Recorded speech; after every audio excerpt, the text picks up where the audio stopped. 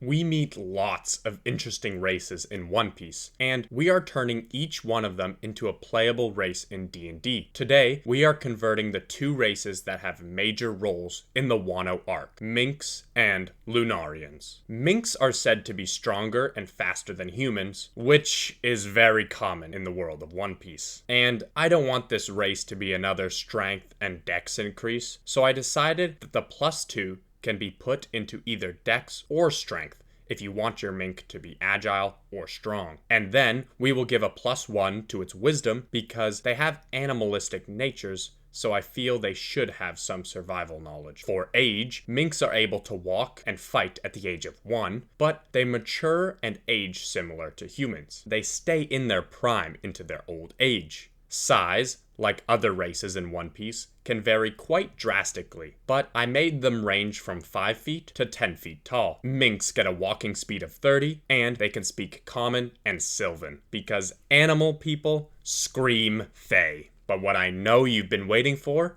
is the Suong form. In One Piece, the Minks can only access this form on a full moon, which is really cool, but that's not consistent enough for D&D. So, in this version, they can access it at any night, as long as they can see the moon. If a mink looks at a moon for 6 seconds, or 1 turn, they will become Suong, which makes them count as 1 size larger, increasing their speed by 10, and making all their physical-based melee attacks deal an additional lightning damage. This form can last as long as the mink wishes, but after 1 minute of being in this form, the mink will take 1d10 damage every additional minute in this form. A Suong form lasts as long as a rage, but can last longer if you want to gamble some health. The extra lightning damage scales with your level. 1d4 at levels 1 to 7, 1d6 at levels 7 to 15, and 1d8 from levels 15 to 20. What do you think of the Suong form? Please let me know in the comments below. Moving on to arguably one of the coolest races in One Piece, the Lunarians. I gave them a +2 to Constitution and a +1 to Charisma, and they age similar to humans. They have a walking speed of 30 and wings. Wings are cool, but always act as a handicap when building a race. Flying speeds are so powerful in D&D that making a race with a flying speed really limits what else you can give them. I gave them a flying speed of 40, so faster than the Owlin, but slower than Aarakocra. I was hoping to give them the same speed as the Aarakocra, but